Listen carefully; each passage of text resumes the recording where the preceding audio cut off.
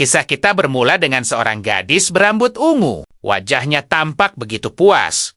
Menyebut sentuhan barusan terasa sangat luar biasa. Sang tokoh utama kita lalu tersenyum ramah. Bertanya apakah sang nyonya ingin sedikit tambahan tenaga pada pijatannya. Di ruangan yang begitu nyaman ini, pemuda itu tampak cekatan memijat kaki pelanggannya. Ia menjelaskan dengan lembut bahwa uratnya sedikit menegang. Pasti karena sang nyonya terlalu sering berjalan akhir-akhir ini. Dengan sigap, ia memberi peringatan kecil. Ia akan menyalurkan energi ke dalam meridian dan ototnya. Sebuah teknik khusus yang mungkin akan terasa sedikit sakit. Sesi pun selesai. Wanita itu bangkit dengan wajah berseri. Memuji kehebatan tangan pemuda itu. Dan berjanji akan segera kembali. Ludikon, pemuda kita yang pekerja keras, membungkuk sopan. Ia mengucapkan terima kasih yang sebesar-besarnya kepada pelanggan setianya. Tiba-tiba, seorang pria parubaya muncul, memujinya karena berhasil menggaet pelanggan tetap. Sambil tersenyum, Ludikon berterima kasih pada paman yang telah mengizinkannya bekerja selama liburan musim panas. Paman yang terkekeh tak percaya.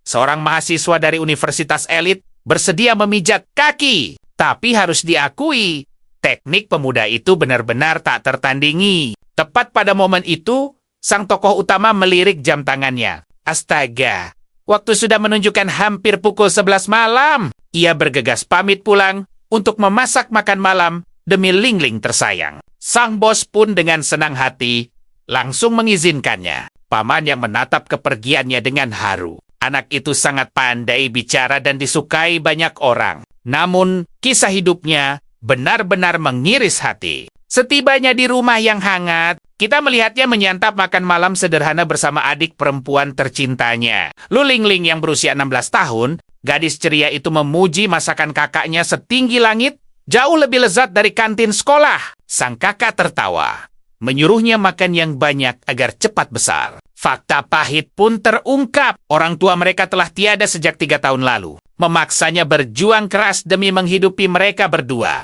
Sang adik tersenyum manis, menyebutnya sebagai kakak paling hebat sedunia. Mendengar itu, segala rasa lelahnya sirna seketika. Senyum Ling-Ling adalah segalanya baginya. Setelah makan malam yang penuh canda tawa, sang tokoh utama bergegas mandi demi melepas penat di sekujur tubuhnya. Ia memejamkan mata, menikmati rintik air hangat sembari merenungkan seluruh kejadian hari ini. Namun dari arah belakang, terukir jelas sebuah tato tanaman misterius di punggung tegaknya yang menyimpan aura sangat memikat. Entah dari mana, sebuah suara gaib berbisik pelan, menyebut bahwa ia telah menemukan sang dewa bunga. Pahlawan kita pun langsung menoleh terkejut. Jantung Ludikon berdegup kencang. Ia mematung kebingungan. Tak habis pikir, dari mana asalnya suara aneh di tengah acara mandinya ini? Dikuasai rasa panik yang luar biasa. Ia tanpa sadar berteriak sekuat tenaga, menghadapi situasi yang sungguh di luar nalar manusia. Dalam sekejap mata, pilar cahaya yang sangat menyilaukan menelan tubuhnya. Menariknya paksa menuju dimensi antah berantah yang tak pernah ia kenal. Pemuda itu terbungkam 1000 bahasa. Ia hanya bisa mendongak, terpana menatap hamparan langit berbintang yang terasa begitu asing. Sekaligus megah, ia bangkit perlahan, bertanya-tanya ke dunia antah berantah mana. Ia baru saja dilemparkan. Tepat saat seorang gadis misterius muncul, tersenyum lebar, dan berseru bahwa ia akhirnya menemukan sang dewa bunga. Tentu saja pemuda kita dibuat pusing 7 keliling. Ia sama sekali tak mengerti mengapa gadis aneh ini berbicara melantur padanya. Ia mencoba membantah.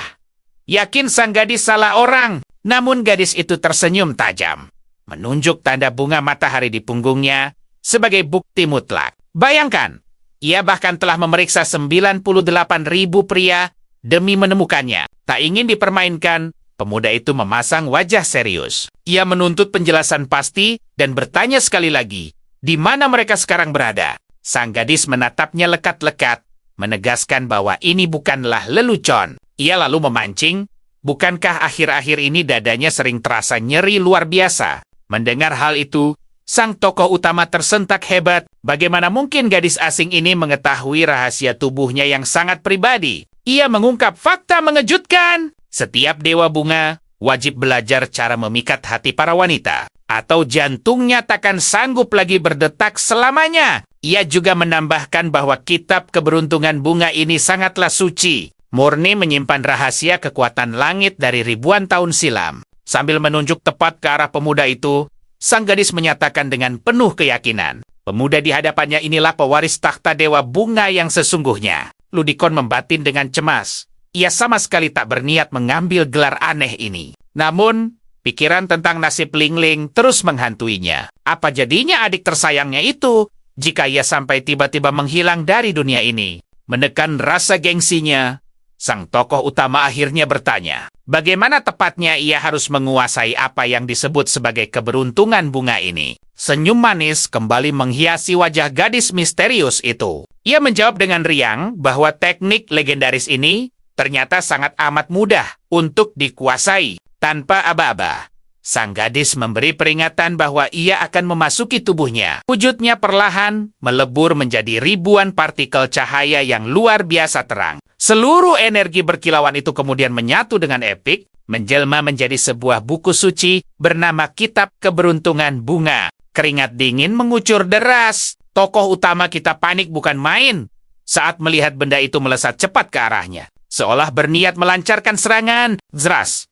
Cahaya sakti itu menembus lurus ke dalam dada sang pemuda sebelum ia sempat menghindar. Suara lembut sang gadis menggema, menyuruhnya tenang karena kekuatan dahsyat itu kini mulai menyatu di dalam darahnya. Ia berjanji akan membantunya menaklukkan hati para gadis. Sementara itu, aura energi biru yang sangat kuat mulai menyelimuti seluruh tubuhnya dengan hangat. Namun, tiba-tiba, tubuh sang pemuda terasa seberat gunung baja. Kesadarannya memudar, dan segala hal di sekelilingnya mulai tenggelam dalam kegelapan pekat. Beberapa saat kemudian, kelopak mata pemuda itu perlahan terbuka. Ia terbangun dengan napas terengah-engah. Kepalanya dipenuhi kebingungan atas segala hal aneh barusan. Begitu tersadar, bayangan adiknya, Lingling, adalah hal pertama yang ia lihat. Saat ia kebingungan menanyakan keberadaannya, gadis remaja itu langsung menangis terseduh-seduh. Air mata lega mengalir deras, karena kakak kesayangannya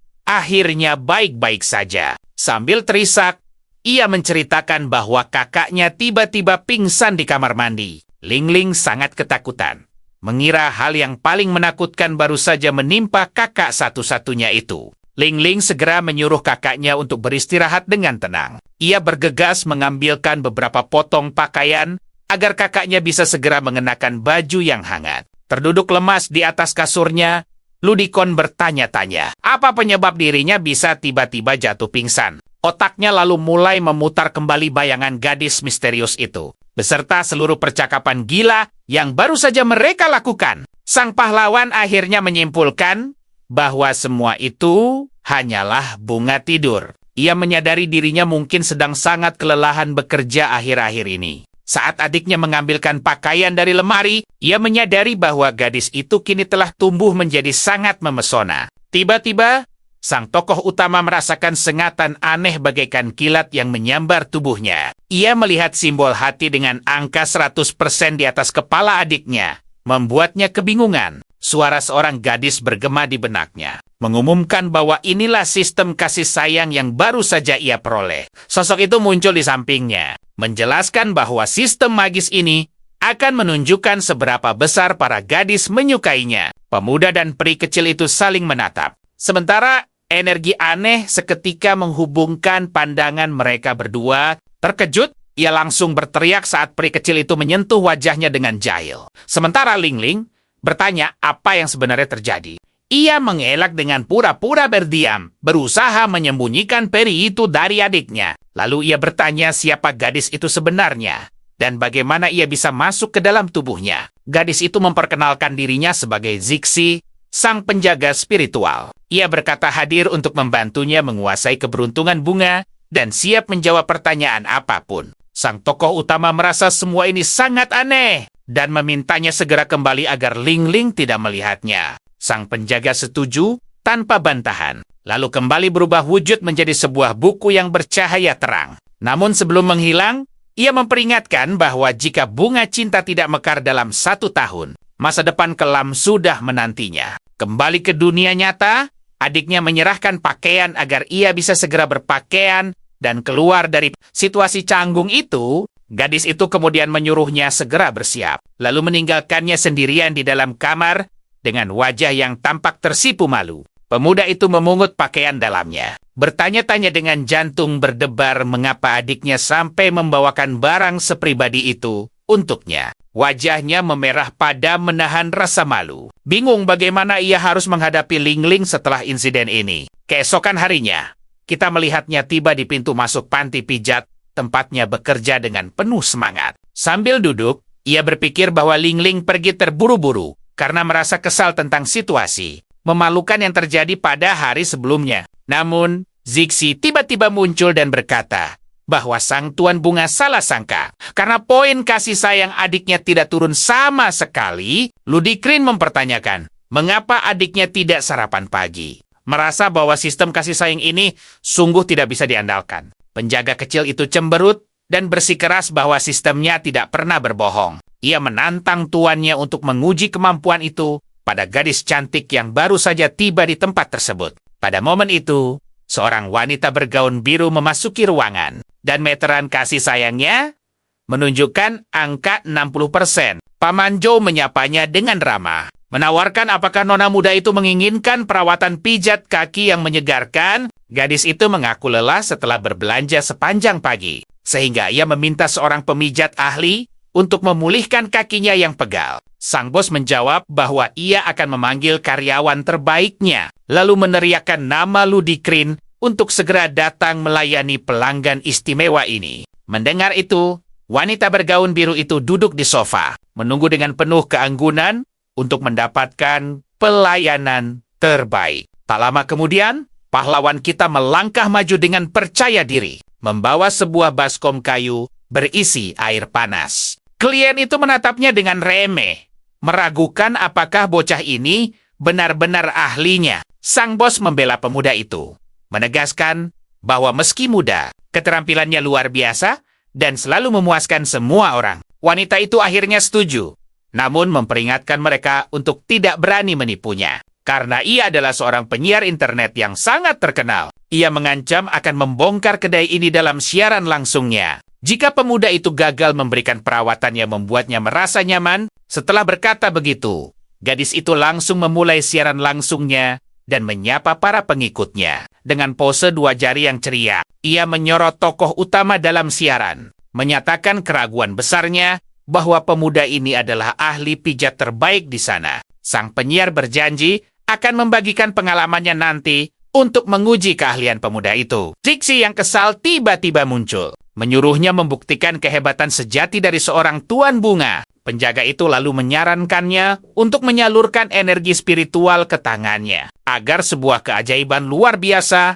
bisa segera terjadi. Pemuda itu bersiap untuk memulai prosedur perawatannya, menatap kaki sang klien dengan tekad yang membara di matanya. Dengan sangat tidak sabar, wanita itu bertanya mengapa ia belum juga mulai memberikan pijatan yang dijanjikannya. Ia menjawab bahwa semuanya akan segera dimulai, lalu memegang kaki gadis itu dengan sangat lembut. Ludikrin memasukkan kakinya ke dalam air dan bertanya apakah suhunya sudah cukup nyaman. Dalam siaran langsungnya, sang penyiar mengomentari bahwa pelayanannya biasa saja dan tidak sehebat yang dijanjikan oleh sang pemilik kedai. Pemuda itu mulai cemas karena tak ingin merusak reputasi tokonya. Memutar otak mencari cara paling tepat untuk memuaskannya. Ia kemudian teringat pada nasihat Zixi tentang energi spiritual, tetapi masih bingung bagaimana cara memanggil kekuatan misterius tersebut. Tiba-tiba, jantungnya berdegup sangat kencang, dan pemuda itu memusatkan seluruh konsentrasinya pada apa yang harus ia lakukan saat ini.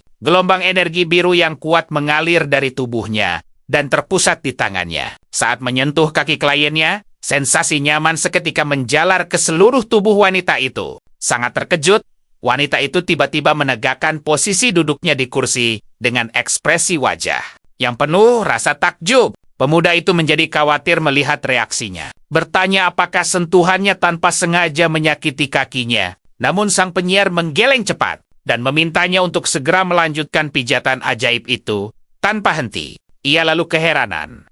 Keajaiban apa pada tangannya yang membuat tubuhnya terasa begitu nyaman dan lega. Gadis itu mengepalkan tangannya kuat-kuat, berusaha keras mengendalikan dirinya saat berhadapan dengan gelombang kenikmatan yang luar biasa tersebut. Menyadari kegugupan pelanggannya, Ludikrin meminta nona muda itu untuk tidak perlu merasa tegang dan menikmati saja relaksasinya. Pria itu melanjutkan prosedurnya dengan wajah serius, sangat fokus melayani pelanggannya. Tiba-tiba saja, meteran afeksi gadis itu melonjak drastis dari 80 ke 90%. Hanya dalam beberapa detik, afeksi sang wanita menembus batas maksimal 100% cinta sejati. Terkejut oleh sensasi luar biasa itu, sang streamer sampai tidak sengaja menjatuhkan ponselnya ke lantai. Gadis itu merasa seluruh bebannya sirna, seolah melayang di ruang magis nan menenangkan. Melihat keajaiban tersebut, paman yang terdiam kaku, tak percaya dengan pemandangan luar biasa di depannya.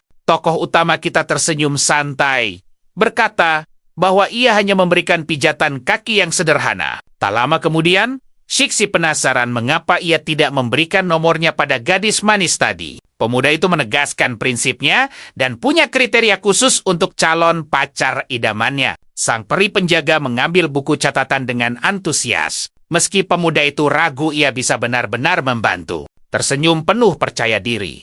Peri kecil itu berjanji pasti bisa mencarikannya gadis yang sempurna. Kishi membuka buku sihirnya, lalu mulai mengatur filter pencarian untuk pacar idaman sang pemuda. Hanya dengan satu ketukan sihir, pencarian gadis takdir untuk pahlawan kita pun resmi dimulai. Layar sistem memunculkan daftar nama beserta usia dari 4 gadis berbeda. Sang penjaga menjelaskan bahwa dalam radius 100 meter, ada 4 kandidat dengan poin pesona di atas 80. Sang pemuda bernama Ludik sangat penasaran, lalu meminta untuk melihat lebih dekat profil seorang gadis bernama Yaing. Profilnya menunjukkan usia 21 tahun, tapi sayangnya, status kekuatan gadis itu sangatlah rendah. Shixi mengeluh panjang lebar karena gadis itu cuma punya modal pesona. Lalu menaikkan standar pencariannya untuk wanita dengan skor di atas 400 poin. Tersenyum lebar. Ia berseru menemukan kandidat sempurna berjarak 100 meter saja.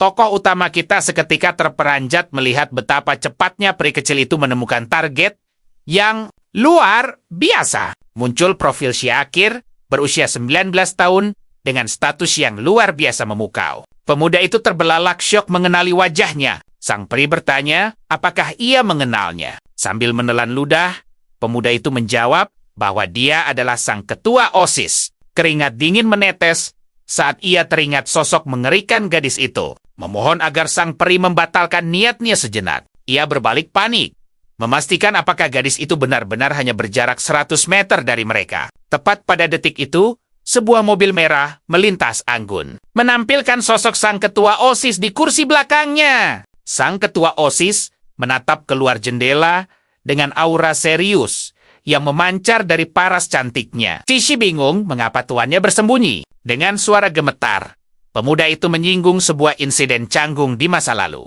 Tiba-tiba saja, waktu diputar mundur ke 1 bulan yang lalu untuk mengungkap rahasia memalukan di antara mereka berdua. Terlihat tokoh utama kita berlari riang karena liburan telah tiba.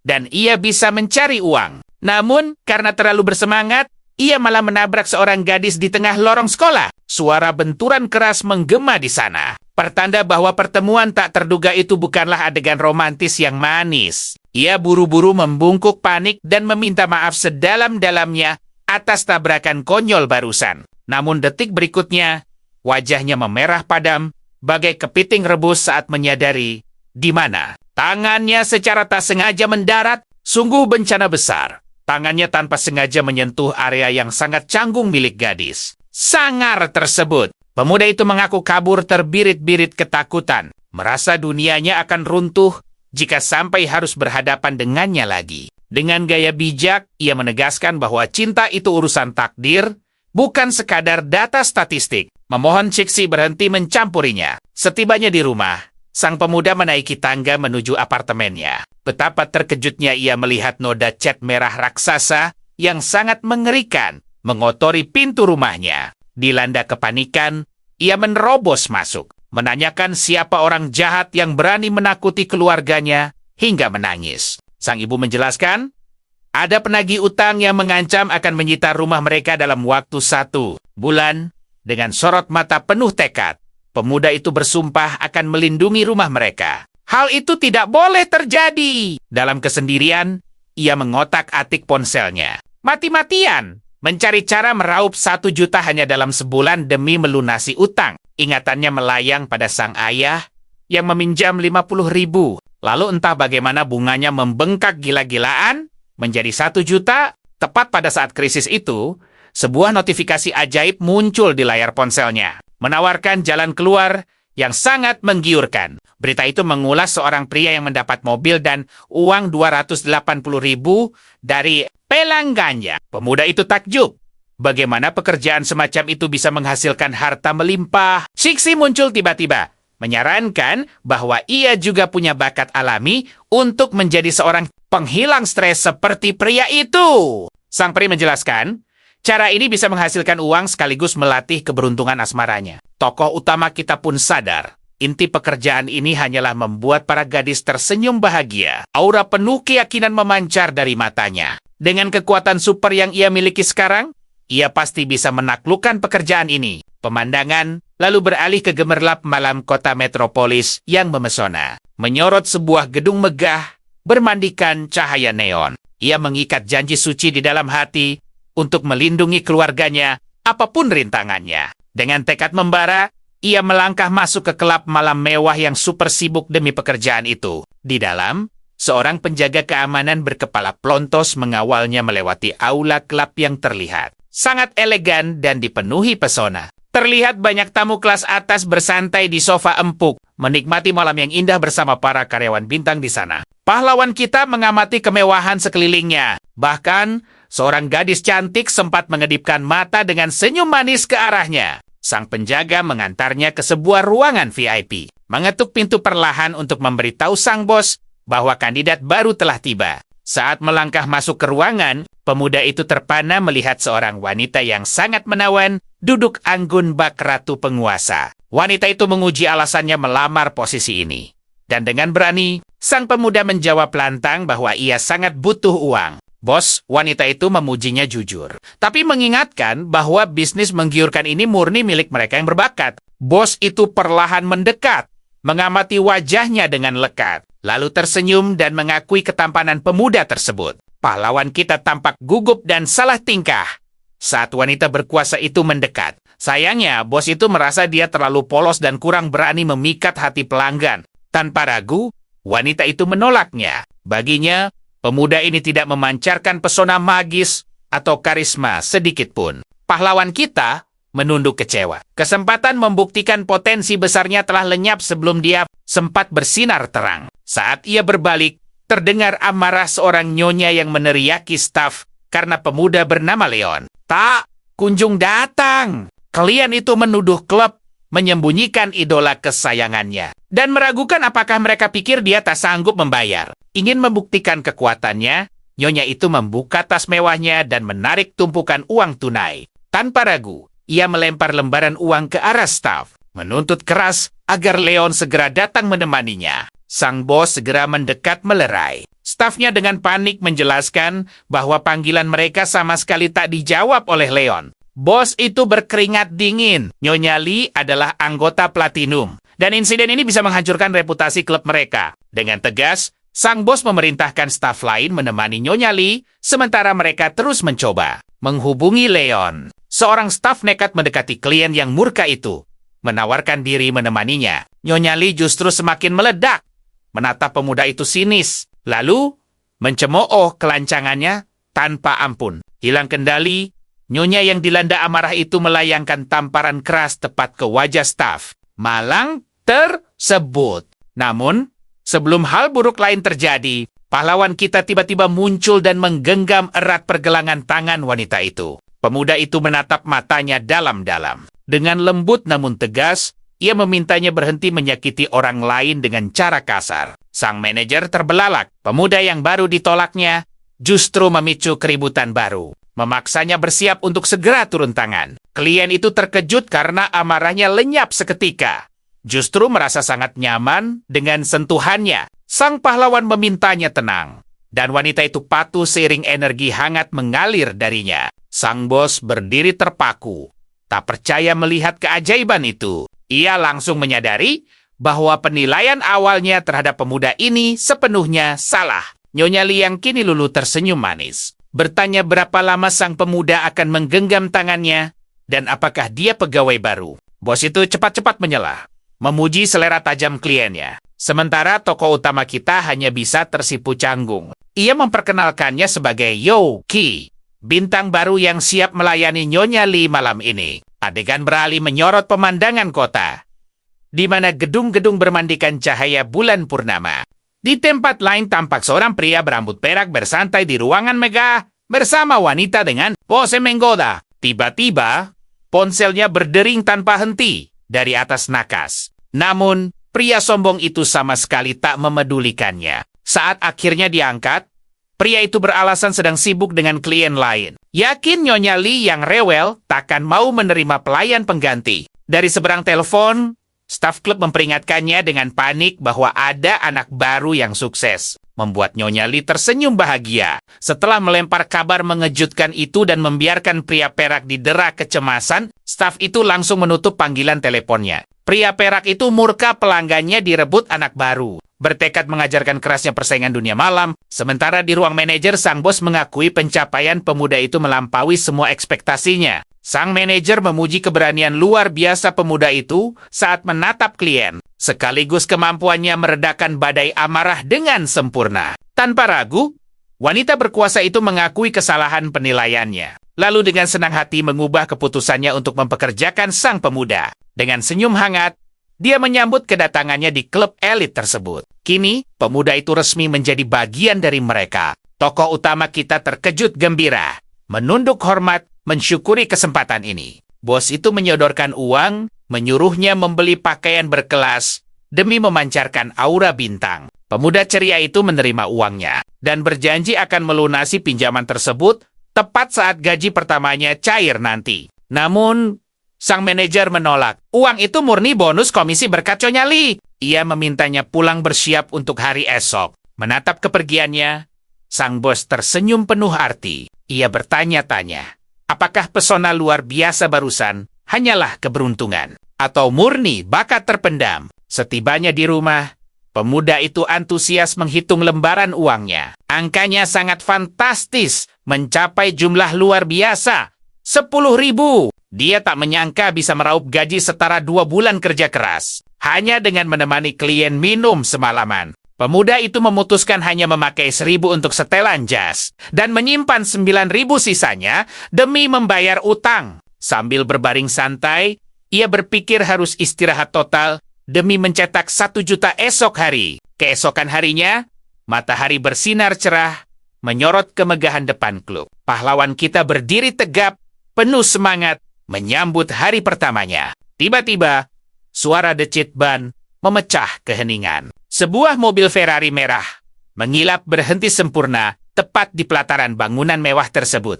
Dari dalamnya melangkah keluar Leon, sang bintang utama klub dengan aura superioritas dan rasa percaya diri yang begitu menyilaukan. Seorang rekan membisikkannya agar berhati-hati pada manajer. Namun, pria angkuh itu masa bodoh. Mengandalkan pelanggannya yang patuh, ia langsung mencari tahu siapa anak baru yang melayani Nyonya Li. Rekan itu menunjuk sesosok pemuda yang membelakangi mereka. Bergumam kebingungan memikirkan pesona magis apa yang sukses menaklukkan klien setia tersebut. Menyeringai licik, sang bintang arogan merencanakan niat licik. Sebagai balasan, dia berniat melempar pemuda malang itu pada sosok bernama Xiao Ying. Rekannya seketika merinding pucat, menyerahkan pegawai baru kepada sang penakluk anak baru. Ini murni sebuah ajang balas dendam yang mengerikan. Tepat pada detik menegangkan itu, seorang wanita bersepatu hak tinggi melangkah memasuki klub, memancarkan aura dominasi di setiap pijakannya. Seluruh staf seketika menunduk hormat menyambut kedatangannya di klub. Wajah para pemuda pucat pasi menahan gentar, sebab sang penakluk anak baru yang paling ditakuti akhirnya menampakkan dirinya di sana. Seseorang berbisik ngeri bahwa wanita itu suka menguji anak baru dan mengumumkan nilainya. Terang-terangan, pantas saja semua orang begitu gemetar di hadapannya. Wanita itu melangkah mendekat, Lalu dengan tatapan tajam bertanya, apakah sang tokoh utama adalah karyawan baru di sana. Tanpa ragu, ia menunjuk pemuda itu untuk malam ini. Rekan-rekan kerjanya pun langsung menatap sang pemuda dengan pandangan penuh rasa iba. Saat berduaan saja, ia menuangkan segelas anggur dengan senyum ramah. Namun, sang klien merasa bosan dan mengajaknya pergi keluar. Tentu saja sang pemuda menolak tegas, memilih untuk tetap berada di ruangan itu. Wajah sang klien seketika berkerut kesal. Ia mendelik tajam, mempertanyakan kelancangan sang pemuda yang berani menolak permintaannya. Ludon mengedarkan pandangannya dengan tenang, mengamati rekan-rekannya yang sedang sibuk melayani para tamu di sekitar mereka. Memikirkan ulang situasinya, ia segera mengubah pikiran. Ia berkata siap menemani Nona Xiao jika wanita itu benar-benar ingin pergi keluar. Akhirnya, ia mengekor langkah wanita itu menuju sebuah kamar hotel mewah. Dan pintu pun tertutup rapat, mengurung mereka berdua di dalam. Keringat dingin membasahi wajahnya saat membayangkan apa yang akan terjadi. Tiba-tiba, Zixi muncul dan memperingatkan bahwa ia harus mempertahankan kesuciannya. Setidaknya sampai bunga misterius di punggungnya mekar dengan sempurna. Jika pantangan itu dilanggar, jantungnya akan meledak berkeping-keping dan ia akan musnah saat itu. Juga tanpa sisa. Mendengar fakta yang begitu mengejutkan, sang tokoh utama mematung tak percaya. Kehilangan seluruh kata-katanya. Dengan panik, ia mencengkeram sang pelindung. Memprotes kenapa rahasia sebesar ini baru dibongkar sekarang. Sambil mengangkat bahu dengan santai, sang roh membalas bahwa pemuda itu juga tak pernah repot-repot bertanya. Saat ia membuka pintu ruangan, sang klien menatapnya keheranan dan langsung melayangkan protes. Karena pemuda itu masih berpakaian lengkap, menyadari nyawanya sedang berada di ujung tanduk. Ia merasa bahwa melarikan diri dari sana adalah satu-satunya jalan keluar yang tersisa. Namun Zixi menyela, menyuruhnya untuk meningkatkan kasih sayang klien itu hingga titik maksimal, agar ia bisa selamat tanpa terluka. Wanita yang mulai kehilangan kesabaran itu mendesaknya untuk segera melepaskan pakaian demi memulai kesenangan. Dengan senyum penuh pesona, ia menawarkan sebuah pijatan khusus dan berjanji bahwa sang klien pasti akan sangat menikmatinya. Pemuda itu meyakinkan bahwa teknik tersebut ia pelajari di panti pijat profesional. Dan semua kliennya selalu pulang dengan kepuasan penuh. Klien itu pun setuju untuk mencoba. Sambil menghela napas, ia bersiap dan menyadari bahwa ini adalah pertaruhan nasibnya yang terakhir. Pijatan lembut mulai mengalir di pundaknya. Sementara sang pemuda perlahan menyalurkan energi spiritual untuk melipat gandakan efek luar biasa tersebut. Mata wanita itu terbelalak merasakan sensasi ajaib dari setiap sentuhannya. Tubuhnya yang lelah seolah tersiram air es yang sangat menyegarkan di tengah gurun pasir yang terik. Ia menjelaskan tekniknya ampuh mengusir penat, dan kliennya pun mengangguk setuju. Ia merasa tubuhnya begitu sangat nyaman. Tingkat kasih sayang klien itu seketika melonjak drastis. Melihat hal itu, sang pemuda bernapas lega karena strateginya berjalan dengan lancar. Sentuhannya terasa bagaikan sihir ilahi. Belum pernah ada yang membuatnya setenang ini.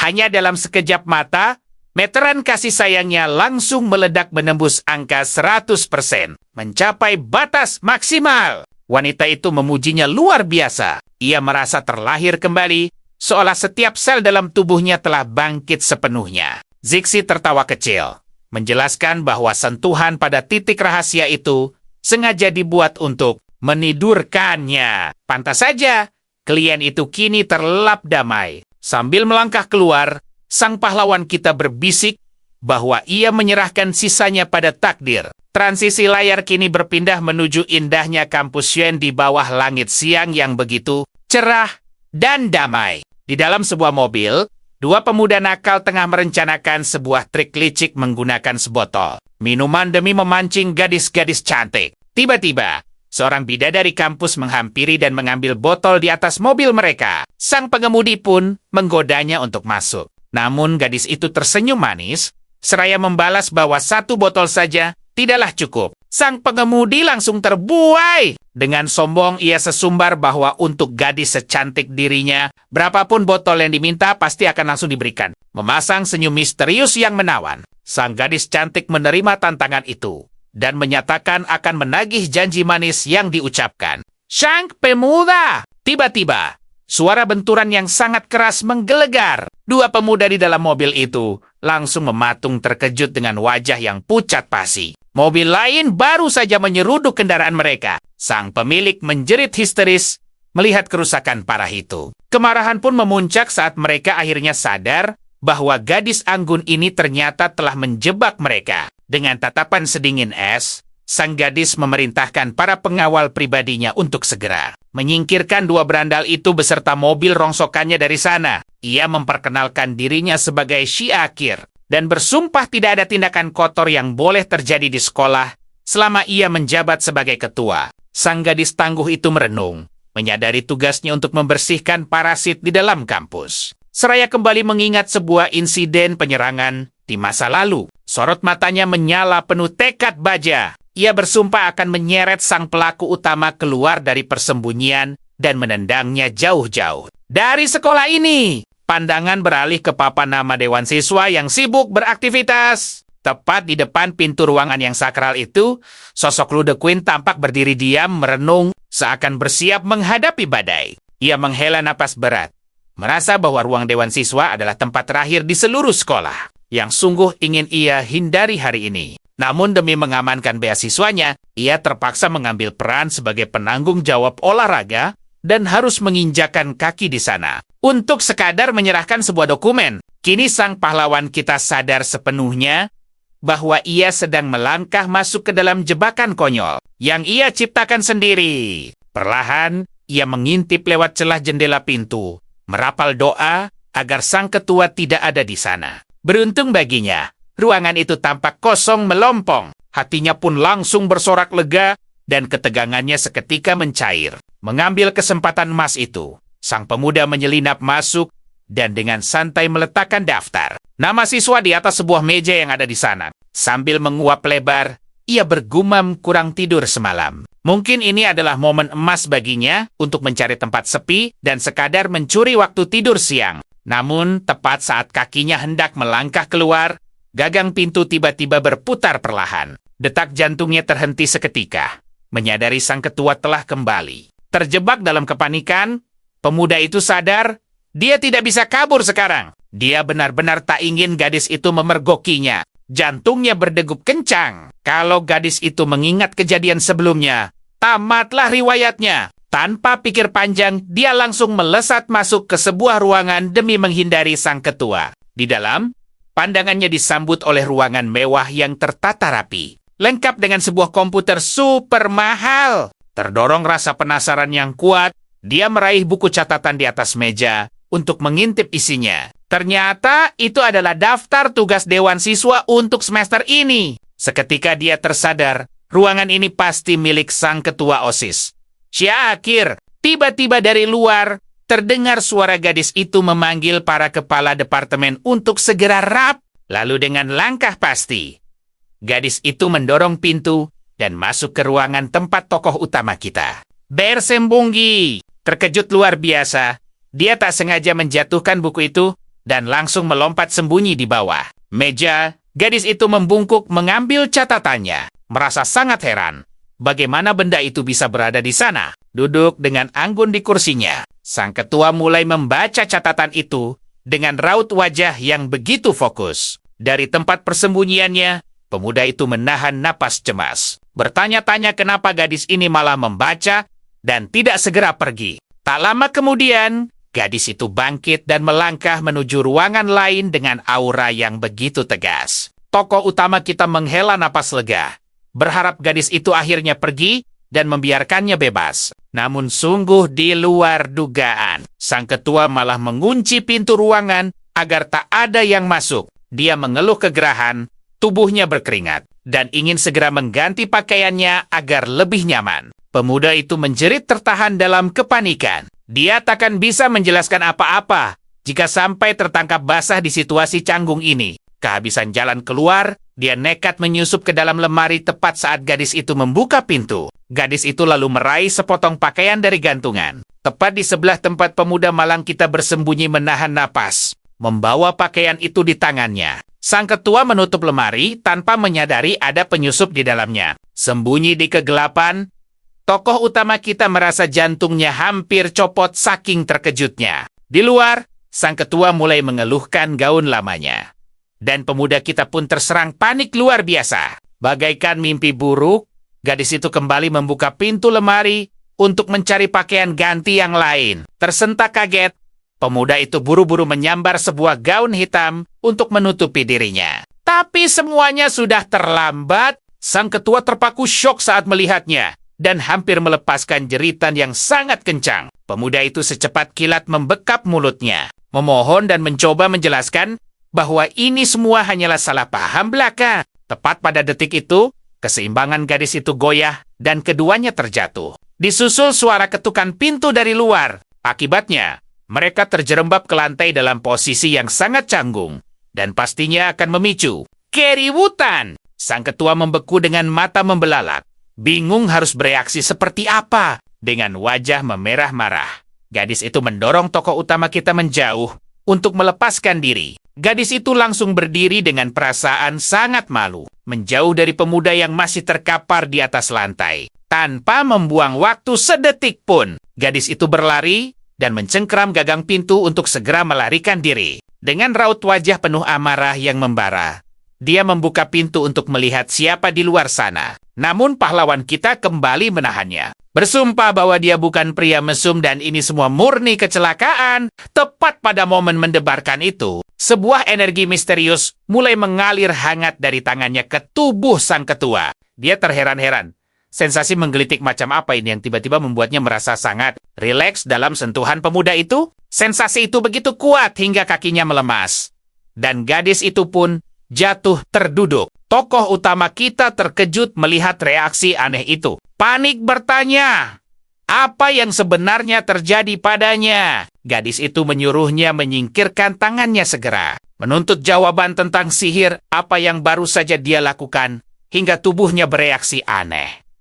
Begitu, sistem bernama Zixi tiba-tiba muncul. Sistem itu memperingatkannya untuk tidak melepaskan gadis itu, atau jeritannya akan mengundang petaka. Dari balik pintu, seseorang kembali mengetuk keras dan bertanya dengan curiga apa yang sedang terjadi di dalam. Zixi memberitahu bahwa dia harus membuat poin kasih sayangnya mencapai 100 untuk membereskan kekacauan ini dengan tekad bulat. Pemuda itu meminta maaf dan bersiap menggunakan kemampuan spesialnya. Dia pun melepaskan energinya yang memikat. Dan gadis itu seketika mulai merasakan efek luar biasa dari kekuatannya. Sang ketua kembali bertanya-tanya, kenapa sentuhan tangan ini terasa begitu hangat dan menenangkan? Terbuai oleh sensasi menyenangkan itu, sang gadis mulai tenang dan ketegangannya pun perlahan memudar. Tokoh utama kita terus berdoa dalam hati, berharap taktik nekat ini benar-benar bisa menyelamatkannya dari kehancuran.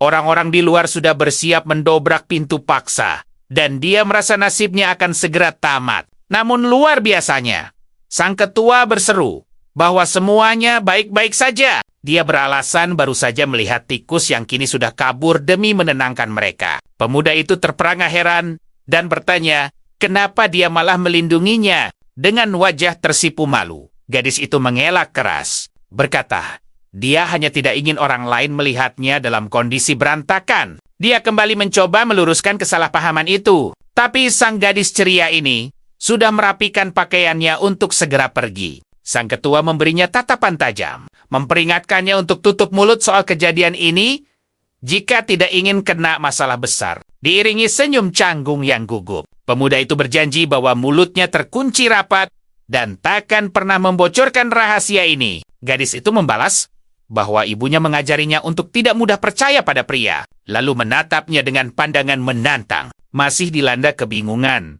tokoh utama kita bertanya, apa rencananya sekarang? 5 menit kemudian, kejadian tak terduga terjadi saat sang ketua memperkenalkannya sebagai asisten dewan yang baru. Seluruh anggota OSIS bertepuk tangan meriah, menyambut kehadiran anggota tim baru mereka. Pemuda itu tersenyum canggung, meratapi hilangnya waktu luang dan kebebasannya secara bersamaan. Dengan tatapan pasrah, sang karakter utama menangisi kebebasannya. Lewat senyum paksa, Ia meratapi hilangnya masa mudanya yang berharga untuk selamanya. Kembali ke klub, para staf terlihat menyambut tamu yang sangat penting malam itu. Seorang rekan bertanya tentang malamnya bersama sang penakluk pemula. Dan ia menjawab, santai, pemuda itu sadar. Jika kliennya tidak puas, karirnya di industri ini pasti tamat. Tiba-tiba, ia panik karena meninggalkan kliennya tertidur lelap. Takut mendapat komplain buruk nanti. Mendadak, Nona Jo muncul, dan rekannya buru-buru meminta maaf atas kesalahan sang pemula. Dari Kewan Leon menatap tajam, berjanji akan membalas dendam karena kliennya telah direbut. Staf itu berusaha keras menenangkan sang wanita, namun ia sama sekali tidak peduli. Ia mengabaikan staf tersebut dan memuji bahwa Yuan Chi sangat luar biasa, hingga ia memberinya nilai evaluasi 100 poin sempurna tanpa ragu. Mendengar pujian luar biasa itu, Leon sangat terkejut sampai ia tak sengaja meremukkan gelas kaca yang sedang dipegangnya. Rekannya tercengang karena anak baru itu melampaui skor Leon yang berada di angka 985. Wanita itu lalu menegaskan bahwa mulai sekarang ia hanya akan mencari Yuan Chi saat berkunjung. Terbakar amarah, Leon meremas sisa gelasnya dengan sangat kuat hingga hancur berkeping-keping di telapak tangannya. Seorang gadis tampak sangat mengkhawatirkan tangan Leon yang terluka parah. Namun pemuda itu sama sekali tidak mempedulikan rasa sakitnya. Lewat senyuman penuh misteri, ia mengaku baik-baik saja dan memintanya untuk tidak cemas. Ia sangat yakin posisinya sebagai bintang paling populer tidak akan tergoyahkan dan bersumpah menyingkirkan anak baru itu. Malam kembali menyelimuti kota besar yang gemerlap, menyembunyikan sejuta rahasia misterius di baliknya. Di sebuah bar, sekelompok gadis asyik membicarakan pesona bintang baru yang sukses mengalahkan popularitas Leon. Karakter utama kita tampak bersiap memulai tugasnya bersama klien baru. Klien itu berbaring nyaman, lalu dengan suara lembut meminta sang pemuda untuk segera memulai. Prosedur pijatannya, ia mengaktifkan kemampuannya, membiarkan energi putih bercahaya mengalir hangat dari tangannya ke tubuh klien. Klien itu memuji sensasi luar biasa yang sesuai dengan rumor, merasa sangat puas dengan layanannya. Pemuda itu tersenyum, menyadari sejak Nona Xiao mempromosikannya. Semua klien mengantre demi mendapat pijatan darinya. Di luar ruangan, para wanita bersaing sengit demi mendapat giliran pelayanannya. Karyawan lain mengeluh lucu karena tempat ini bukanlah panti pijat. Heran melihat pesonanya sukses melampaui ketenaran Leon. Harga dirinya hancur, Leon menatap tajam rivalnya dengan raut wajah penuh kekesalan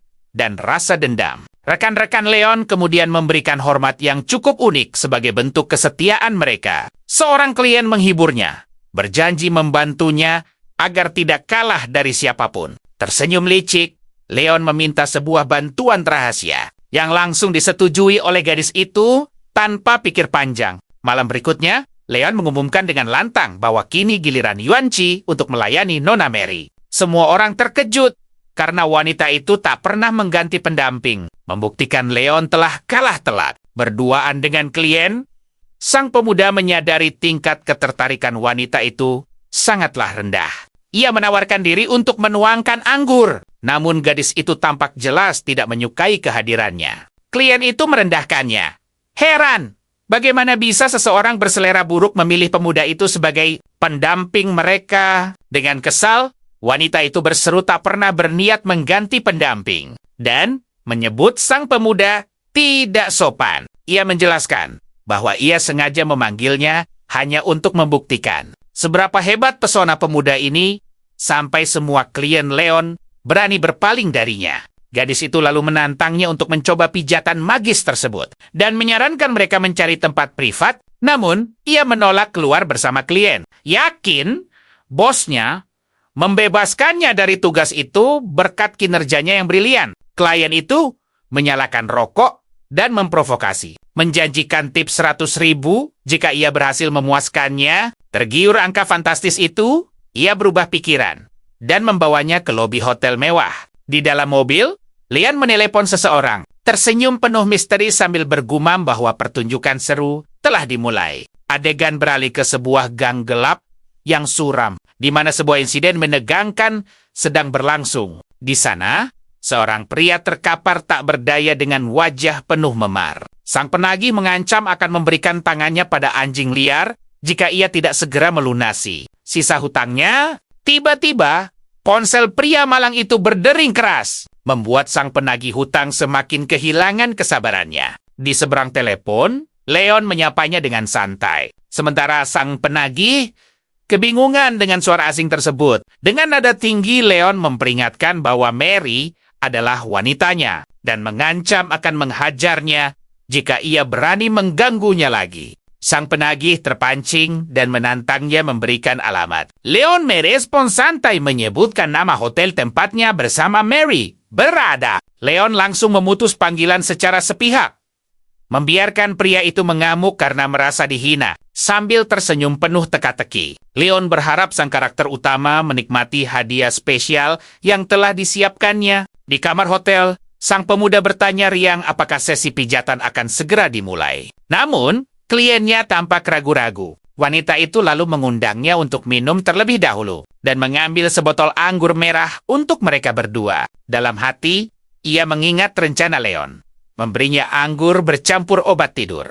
Lalu, membuang pakaiannya ke jalanan. Sang tokoh utama meneguk anggurnya, bersumpah akan membalas perbuatan Lion yang telah berani mengintimidasinya. Sambil berbaring santai di ranjang, sang klien berkata, uangnya akan mengalir jika malam ini menyenangkan. Pemuda itu menjamin telah memaksimalkan auranya dan pasti akan membuatnya sangat puas. Namun saat disentuh, wanita itu tiba-tiba menjerit kesakitan. Ray yang berada di ranjang pun ikut merasakan kejanggalan energi itu. Ia meringkuk ketakutan, bingung mengapa tiba-tiba sekujur tubuhnya dilanda rasa sakit yang begitu luar biasa. Zixi langsung menjelaskan bahwa sebotol anggur yang baru saja mereka minum ternyata mengandung zat misterius. Sang pelindung menenangkannya, mengingatkan bahwa ia memiliki kultivasi bunga keberuntungan, sehingga tubuhnya tak akan terpengaruh. Pelindung itu menjelaskan bahwa bunga keberuntungan adalah energi vital murni, dan elemen airnya adalah sumber kehidupan. Ia benar-benar kebal racun. Zixi menambahkan bahwa pesannya mengubah aliran energi untuk memurnikan setiap tetes minuman yang masuk ke tubuhnya. Pemuda itu takjub melihat betapa hebatnya teknik tersebut. Sementara Zixi menggerutu kesal karena kekuatan sehebat ini sempat diragukan olehnya. Tanpa ragu, ia menempelkan tangannya di dahi sang klien, mengalirkan energi hangatnya untuk membersihkan zat aneh dari tubuh wanita itu. Sambil menyembuhkannya, ia berpikir siapa dalang di balik semua ini. Tiba-tiba, suara gedoran keras bergema dari pintu. Suara yang tak asing itu menyadarkannya pada sebuah jebakan. Syukurlah, ia tidak terpengaruh. Mengintip dari celah, ia terkejut melihat Yang Hoi, rentenir kejam yang datang menagih utang keluarganya. Sang jagoan teringat bahwa Mary adalah kekasih sang rentenir. Jika ia tertangkap basah di kamar ini, masalah besar pasti menimpanya. Panik dan terdesak, pemuda itu menyapu pandangan untuk mencari tempat sembunyi. Namun tak ada satupun celah aman di ruangan itu. Tanpa pilihan lain, ia nekat berlari menuju balkon hotel. Zixi bertanya dengan cemas, apakah ia benar-benar berani turun dari sana? Sambil tersenyum percaya diri, pemuda itu berkata, karena kini ia menguasai elemen air, ia akan menggunakan kekuatan hebat itu untuk kabur. Ia lalu menyentuh pipa yang seketika pecah. Zixi memperingatkannya dengan panik bahwa elemen air saja tidak akan cukup untuk membantunya turun. Namun, ia punya ide brilian. Jika air tidak mempan, mungkin kekuatan es yang dingin bisa menyelamatkannya. Dalam sekejap, ia memusatkan energi untuk menciptakan 2 pasak es kokoh. Ia menggunakannya untuk menuruni dinding gedung itu dengan sangat aman. Begitu kakinya menyentuh tanah, matanya langsung menangkap mobil Lion. Ia pun segera menyadari bahwa pria itulah dalang di balik jebakan ini. Wush! Sebuah pasak es meluncur menembus mobil, nyaris mengenai pemuda berambut ungu itu. Lian sangat terkejut melihat sang jagoan turun dari langit. Benar-benar tak mengerti apapun. Tanpa membuang sedetik pun, sang pahlawan mendaratkan tendangan telak ke kepalanya sebagai balasan. Setimpal atas jebakan licik tersebut, ia lalu berteriak pada para rentenir bahwa buronan yang mereka cari ada di sini. Lalu berjalan pergi dengan senyum santai. Mendengar itu, kelompok rentenir langsung mengepung Lion. Sang bos bertanya dengan curiga apa yang terjadi dan apakah dia yang menelepon. Bos rentenir itu menunjukkan layar ponselnya, menuduh Leon terlalu berani mengganggu wanitanya. Pemuda ungu itu gemetar dan menyangkal semuanya. Sambil mengayunkan pisaunya, pria itu mengancam akan menghancurkan wajah tampan Lion. Terpojok ketakutan, Lion hanya bisa memohon ampun agar dilepaskan. Adegan beralih ke kampus yang cerah, di mana beberapa mahasiswa tampak bersemangat membersihkan area lapangan setelah acara olahraga. Besar, selesai. Seorang gadis ceria berterima kasih pada semuanya. Karena acara ini sukses besar, ia berjanji akan mentraktir biaya transportasi untuk kelompoknya. Sang ketua klub tak sengaja mendengar percakapan itu. Seorang pemuda menjelaskan bahwa Lu Dukuan meminta izin absen karena ada urusan penting. Dengan wajah cemberut dan kesal, gadis itu berpikir pemuda tersebut sangat takut padanya, sampai harus menyuruh orang lain memintakan izin. Ingatannya melayang pada momen mendebarkan saat pria itu memeluknya. Ia jadi penasaran. Mengapa sekarang menghindar padahal sebelumnya dia sangat berani? Sambil menggigit jarinya dengan gemas, ia bertanya-tanya, apakah pria itu punya pacar? Apakah itu alasannya bersikap manis?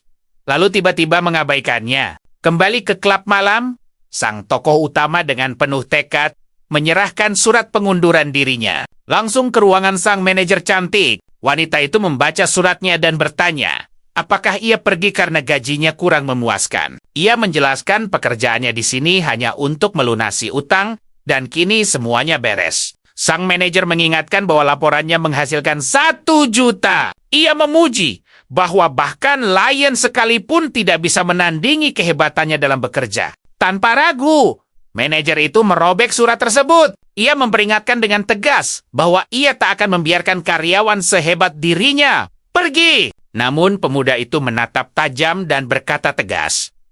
Meski suratnya dirobek, keputusannya untuk melangkah pergi sudah bulat dan tak bisa diganggu-gugat. Tersenyum licik, wanita itu menunjukkan dokumen kontrak. Ia mengingatkan bahwa jika kesepakatan ini dilanggar, ada denda besar yang harus dibayar. Ia menuntut denda 3 juta untuk melepaskannya. Seketika, pemuda itu tersadar dengan panik bahwa ia tidak membaca syaratnya saat menandatangani kontrak. Manajer itu membatin, tak akan melepaskan mesin pencetak uangnya begitu saja. Dengan senyum menantang, ia menyuruh pemuda itu untuk segera memilih.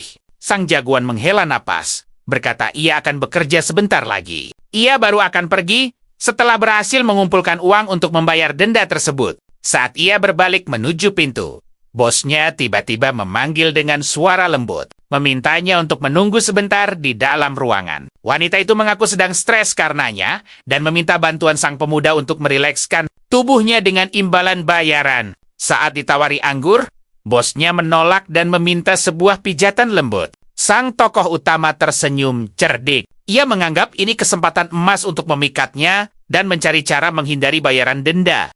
Malito. Dengan begitu, dia mulai memijat bahunya, menyalurkan energi hangat untuk membuatnya rileks. Namun, ada yang aneh. Tingkat kasih sayangnya sama sekali tidak berubah dan tetap tertahan di angka 50%. Tiba-tiba saja, wanita itu terlelap, membuat pemuda kita kebingungan melihatnya tertidur begitu cepat bagai sihir. Dengan lembut, dia menyelimutinya dengan jaket, bergumam cemas. Kalau wanita itu akan masuk angin nanti. Sang bos tiba-tiba terbangun dengan tatapan yang sangat serius. Dia langsung memerintahkan pemuda itu untuk pergi bersamanya sekarang juga. Di tempat lain, sang ketua OSIS yang ceria berpamitan pada teman-temannya setelah malam yang sangat seru. Dia lalu bertanya pada pelayannya, apakah klub malam itu tempat khusus perempuan? Dan sang pelayan mengangguk setuju. Pria itu lalu membisikkan sesuatu di telinganya, membuat wajah gadis muda itu langsung memerah dan sangat malu mendengar kebenarannya. Dengan pipi semerah tomat, sang ketua sangat kesal karena merasa ditipu. Mendatangi tempat yang sangat aneh dan tidak pantas itu. Penuh emosi, gadis itu membanting pintu mobil dengan keras untuk menunjukkan rasa kesalnya. Dia menyuruh sopir untuk segera meninggalkan tempat kotor itu secepat mungkin. Tepat saat itu, matanya menangkap sosok Lu Dewin keluar bersama wanita dewasa, membuatnya bertanya-tanya siapa wanita misterius tersebut. Gadis muda itu sangat terkejut melihat pemandangan tersebut. mulai curiga apakah wanita dewasa itu adalah sponsor rahasianya. Tanpa ragu sedikit pun, gadis tegas itu menyuruh sopir menghentikan mobilnya dan tiba-tiba saja melompat keluar dari kendaraan. Namun mengejutkannya, mobil itu justru melaju pergi, meninggalkannya sendirian di tengah jalanan yang sepi, tanpa tahu cara untuk kembali pulang ke rumah. Sang sopir akhirnya berhenti lalu bertanya apa yang sebenarnya terjadi, sampai dia nekat keluar dari mobil dengan cara yang aneh. Gadis itu memintanya menyelidiki pemuda tersebut, karena dia tidak akan membiarkan siapapun berani mencoreng nama baik sekolah mereka. Di dalam mobil, dia bertanya kemana mereka akan pergi. Sang bos menjawab bahwa dia akan membawanya menemui seorang klien untuk membayar denda. Pemandangan berganti saat mereka tiba di depan rumah sakit jiwa yang sangat besar dan megah. Pemuda itu bertanya apakah kliennya seorang dokter, tapi bosnya bilang dia justru adalah pasien di sana. Sang tokoh utama cemas karena dia tidak bisa melayani pasien tanpa adanya izin resmi dari wali. Namun wanita itu mengungkapkan bahwa pasien tersebut adalah adik kandungnya, dan dia merupakan satu-satunya wali sah bagi gadis muda itu. Di dalam, seorang perawat menyambut kedatangan mereka, dan sang bos langsung menanyakan bagaimana perkembangan kondisi adiknya akhir-akhir ini. Perawat itu menjelaskan bahwa adiknya menolak berkomunikasi dan sangat memusuhi pria. Bahkan selalu mencoba menyerang mereka dengan agresif. Selama dia tidak melihat sosok pria,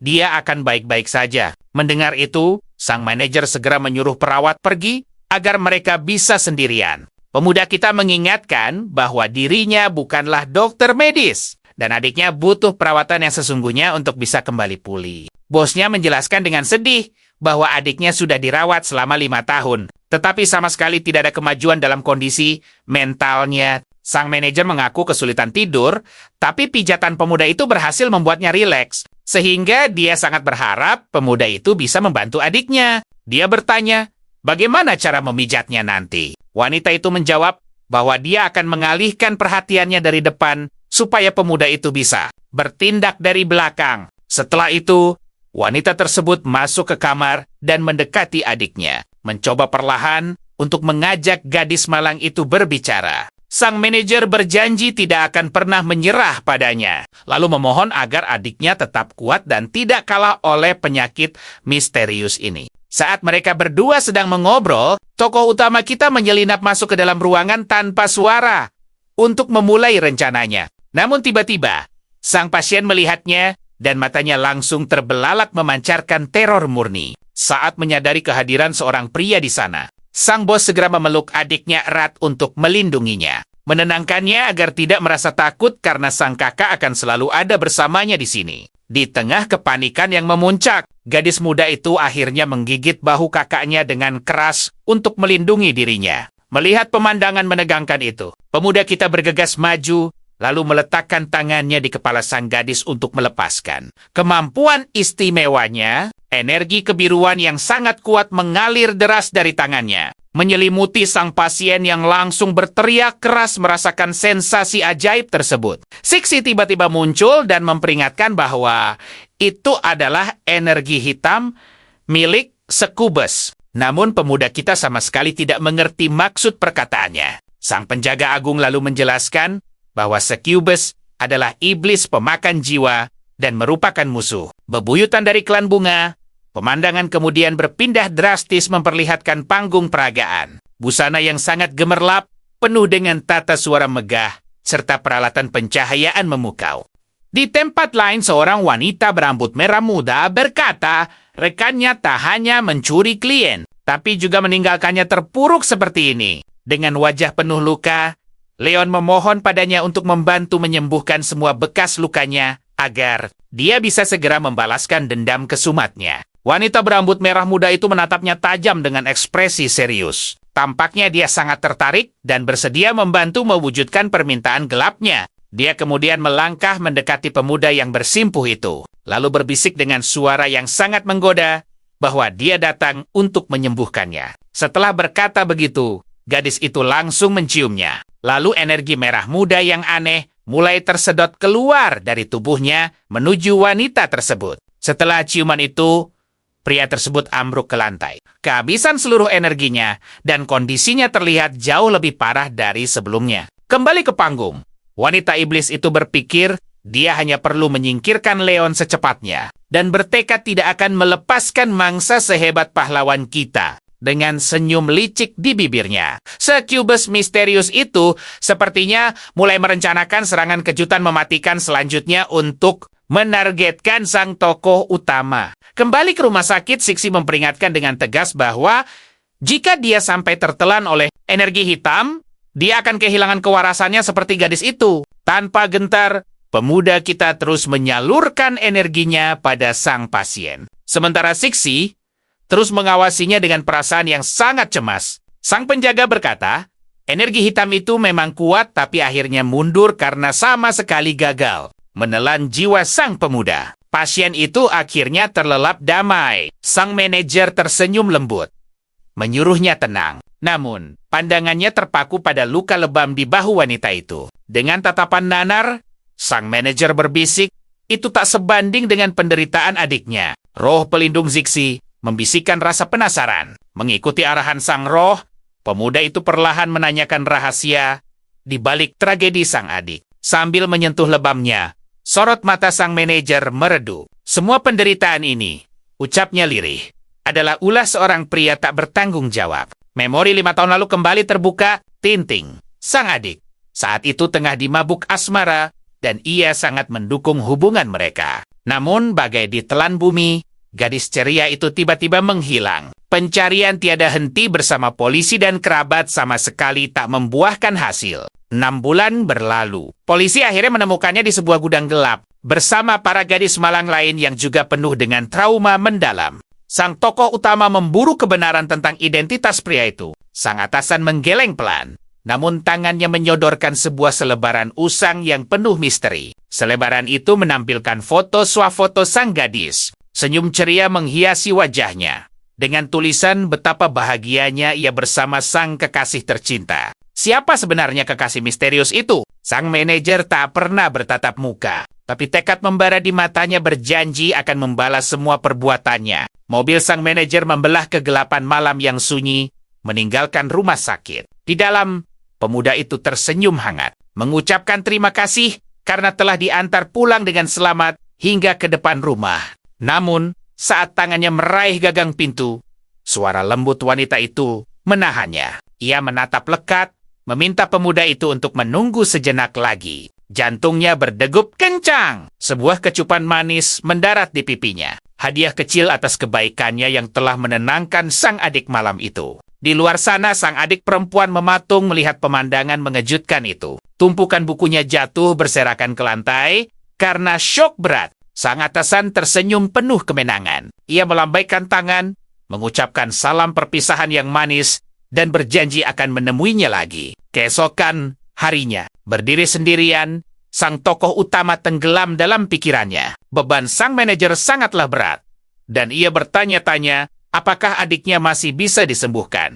Zixi tiba-tiba muncul membawa peringatan serius. Energi misterius itu sangat kuat. Ia harus meningkatkan kekuatan kultivasinya jika ingin menghilangkan anomali itu. Ia menghela napas. Menyadari hal ini memaksanya untuk lebih sering menemui gadis lain. Tanpa disadari, adiknya terus mengawasi dari balik bayangan. Ling-Ling terperanjat tak percaya. Bagaimana bisa kakaknya berubah drastis? Keesokan paginya, ia langsung menginterogasi kakaknya yang sering pulang larut. Apakah ia punya pacar? Tentu saja. Sang kakak langsung menyangkalnya dengan panik. Mata gadis itu memicing penuh curiga. Ia menuntut kejujuran. Apakah semalam kakaknya itu benar-benar pergi bekerja? Mengangguk santai sambil menyesap minuman dari cangkirnya. Pemuda itu meyakinkan adiknya. Ia harus bekerja keras demi memenuhi kebutuhan hidup mereka berdua. Pikiran sang adik berkecamuk. Jangan-jangan kakaknya menjadikan kencan sebagai pekerjaan utama demi mendapatkan uang? Emosinya meledak, tak tertahankan. Gadis muda itu menggebrak meja dengan sekuat tenaga, menciptakan suara hantaman keras yang membuat seisi ruangan bergema ngeri. Ia berlari pergi membawa amarah, meninggalkan kakaknya yang kebingungan. Di kamarnya, tekadnya bulat. Ia tak akan membiarkan kakaknya tersesat lebih jauh dan harus menghentikan kegilaan ini secepat mungkin. Hari berganti saat sang tokoh utama membuka pintu rumah. Sosok anggun ketua OSIS secara mengejutkan sudah berdiri tegak menyambutnya di sana. Gadis itu menawarkan tumpangan istimewa. Namun, pemuda itu menolak halus dan tetap memilih untuk pergi bekerja menggunakan bus kota seperti biasa. Ia mengerutkan kening, tak percaya. Mengapa bintang klub kebanggaan sekolah harus berdesakan di bus? Itu akan sangat menjatuhkan harga dirinya. Tuduhan tajam layang. Menyebutnya mencoreng nama baik sekolah karena bekerja di tempat misterius. Itu, sang pemuda hanya bisa melongo kebingungan mendengarnya. Tatapan sang ketua OSIS berkilat marah. Ia mengancam akan membongkar rahasianya ke sekolah jika pemuda itu tak segera memberi penjelasan. Tiba-tiba, adiknya muncul menjadi perisai. Dengan berani, ia berseru bahwa cinta tak bisa dibeli dan kakaknya sama sekali tak menyukainya. Kepanikan melanda sang tokoh utama. Ia tersadar kedua gadis di depannya ini telah terjebak dalam kesalahpahaman yang sangat besar. Dengan gugup, ia memohon pada sang ketua OSIS untuk mengabaikan ucapan adiknya. Karena gadis kecil itu masih muda dan belum mengerti. Ia menyuruh Ling Ling masuk dan mengerjakan tugas sekolahnya. Namun, gadis keras kepala itu dengan tegas menolak untuk melangkah pergi. Ling Ling menegaskan dirinya bukan anak kecil lagi. Matanya sendiri telah menyaksikan adegan mengejutkan kakaknya bersama wanita dewasa di dalam mobil semalam. Tuduhan menggelegar terlontar, menyebut kakaknya menjual diri pada wanita. Sang ketua OSIS ikut tersulut emosi dan menuntut kebenaran dari ucapan gila itu. Di tengah keributan, bisik-bisik tetangga mulai menyudutkan mereka. Tak ingin drama ini menjadi tontonan, sang sopir menyarankan untuk bicara di mobil. Sang ketua OSIS pun mengangguk setuju demi menjaga kehormatan. Tanpa membuang waktu, ketiga remaja itu masuk ke dalam mobil. Mesin menderu, dan kendaraan mewah itu langsung melesat membelah jalanan kota. Adegan beralih menyoroti staf klub elit yang ramah menyambut para tamu eksklusif. Tiba-tiba, seorang wanita menawan berambut merah muda melangkah masuk memancarkan aura luar biasa. Para staf terpana melihat sang supermodel terkenal gay. Salah satu dari mereka bahkan rela membayar demi dirinya. Seorang pelayan mendekat hormat, menanyakan preferensi sang model. Dengan senyum penuh teka-teki, wanita cantik itu menyebut nama yang sangat familiar. Yuanqi. Sang pelayan menawarkan staf lain karena pemuda itu sedang dalam perjalanan. Namun, model itu menolak tegas. Dengan senyum licik, ia mengumumkan akan menyewa seluruh klub malam ini juga. Staf itu panik, menolak karena sudah ada pelanggan lain di sana. Namun, aura arogan sang model tak terbantahkan. Ia memaksa menyewa seluruhnya. Dua pelanggan berbisik sinis di sudut ruangan. Mereka mencibir kesombongan wanita itu. Menuduhnya hanya mengandalkan uang dari pria tua yang kaya raya. Sang model tersenyum dingin. Tiba-tiba, ia menggunakan kekuatan misterius cacing boneka untuk mengambil alih pikiran gadis-gadis yang berani menghinanya barusan. Cacing gaib itu melesat dan menggigit leher seorang gadis. Seketika itu juga, gerak-gerik sang gadis berubah drastis menjadi sangat tidak wajar. Keduanya saling menyerang tanpa henti. Mereka meracau bahwa ini adalah hukuman pantas bagi tukang gosip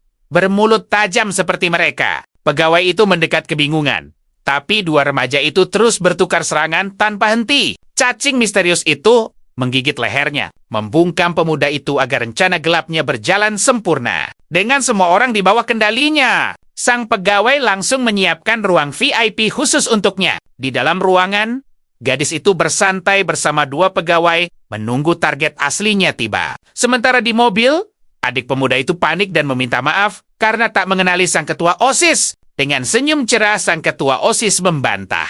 Menyebut ini murni kesalahan pemuda itu karena mengambil pekerjaan yang sama sekali tidak jelas. Dipenuhi rasa kesal, gadis itu dengan sengaja menginjak kaki sang protagonis menggunakan sepatu hak tingginya. Pemuda kita berusaha menahan rasa sakit dalam diam, menjaga ekspresi wajahnya agar nona manis ini tidak semakin mengamuk. Dia menjelaskan alasannya bekerja demi melunasi hutang keluarga. Kini semuanya telah lunas, dan rumah impian mereka akhirnya aman dari sitaan. Sayangnya, ada satu masalah kecil. Sang pemuda harus membayar denda besar jika ingin memutus kontrak kerjanya yang berdurasi 1 tahun. Mendengar denda itu mencapai 3 juta, sang ketua OSIS terbelalak kaget. Tapi sedetik kemudian, dia tertawa ceria. Menyebut angka itu, sekadar uang jajannya, dan siap melunasi semuanya. Pemuda itu menolak dengan sopan, tapi sang ketua bersikeras menganggapnya sebagai uang muka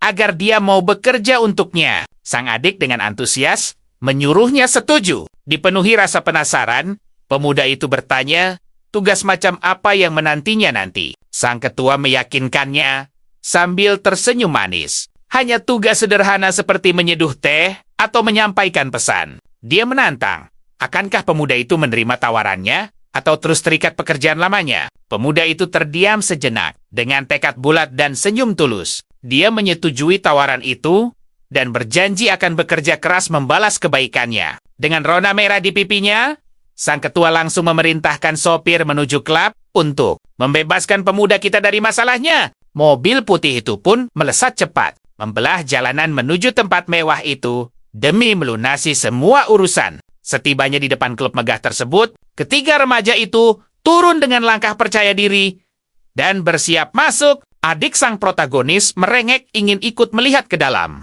Namun pemuda itu langsung menolaknya dengan tegas. Pemuda itu menjelaskan bahwa dia hanya masuk sebentar untuk berhenti kerja. Tempat seperti ini terlalu berbahaya untuk sang adik tercinta. Sang ketua berjanji akan menemani adiknya di luar dan meminta pemuda kita menyelesaikan urusannya secepat kilat. Sendirian, dia mendorong pintu kaca itu untuk mengubah jalan hidupnya selamanya. Namun hawa aneh langsung menyapanya. Kesunyian klub ini terasa begitu janggal, seolah tak ada satupun jiwa tersisa di dalamnya. Tiba-tiba seorang staf muncul dari kegelapan. Sang pemuda tersentak kaget dan bertanya kemana perginya semua orang. Rekan kerjanya hanya menatap dengan tatapan kosong yang mengerikan. Sama sekali mengabaikan pertanyaan tersebut. Sang manajer menjelaskan dengan nada datar, semua orang sedang melayani tamu penting di ruang VIP, dan tamu itu sudah lama menunggunya. Sang protagonis menolak tegas. Dia tidak bisa melayani siapapun karena harus menemui bos untuk mengundurkan diri. Tapi manajer itu terus memaksa bagai robot sungguhan. Dia memerintahkan pemuda itu segera menghadap sang tamu misterius di ruangan VIP. Tiba-tiba Siksi muncul, memberi peringatan gawat. Pikiran manajer itu telah dikendalikan sepenuhnya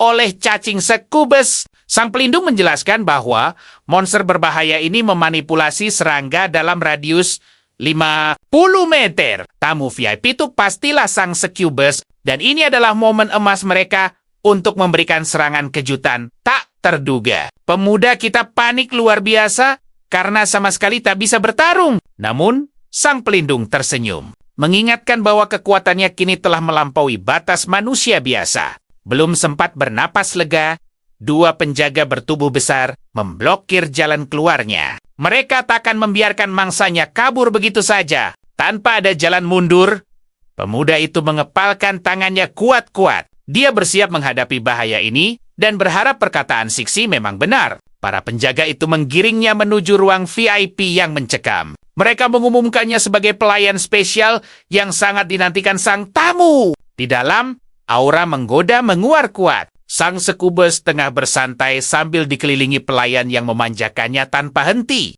Tersenyum penuh misteri. Wanita itu memerintahkan semua anak buahnya untuk segera pergi. Manajer dan pegawai lainnya perlahan melangkah mundur, meninggalkan sang protagonis berdua saja dengan sosok berbahaya itu.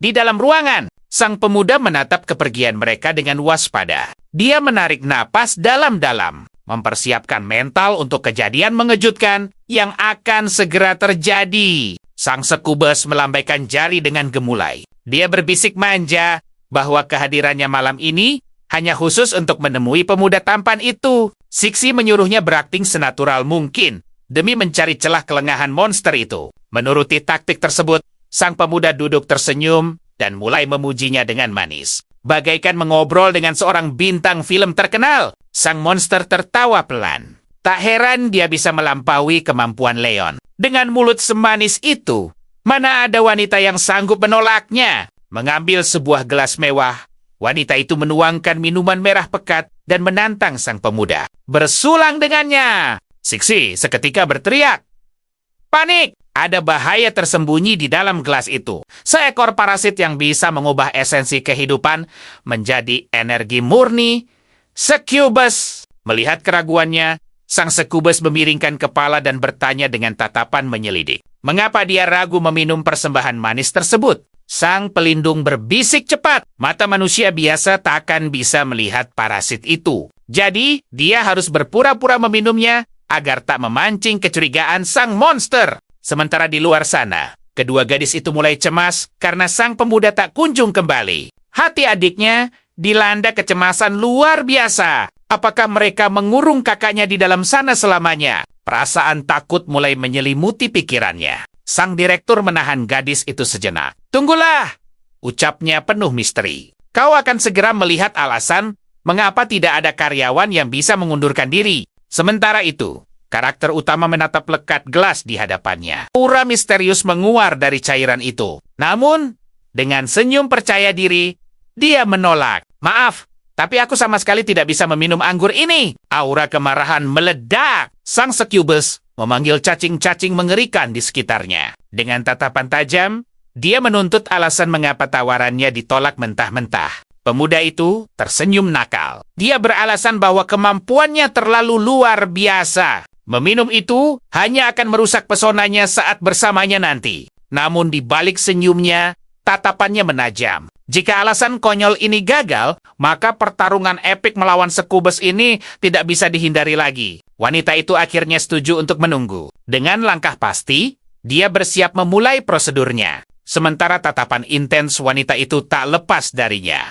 Bersandar manja di sofa, dia berbisik agar pemuda itu tidak perlu menahan diri. Kekuatan besar adalah pesona pria yang paling disukainya. Zixi memberi peringatan telepati. Inilah momen emas untuk menyalurkan energi. Sang pemuda pun berjanji akan memberikan hasil yang sangat memuaskan. Sang Succubus pun berbaring rileks di atas sofa mewah itu. Segelas anggur menemani penantiannya untuk merasakan teknik luar biasa dari pemuda tersebut. Pantulan pada gelas anggur itu mengungkap segalanya. Karakter utama sedang memusatkan aura biru yang sangat kuat di kedua telapak tangannya. Bam! Saat sentuhan terjadi, energi meledak. Wanita itu terhempas dengan ekspresi terkejut dan kesakitan luar biasa. Jatuh tersungkur, dia membentak marah, mempertanyakan identitas asli penyerangnya.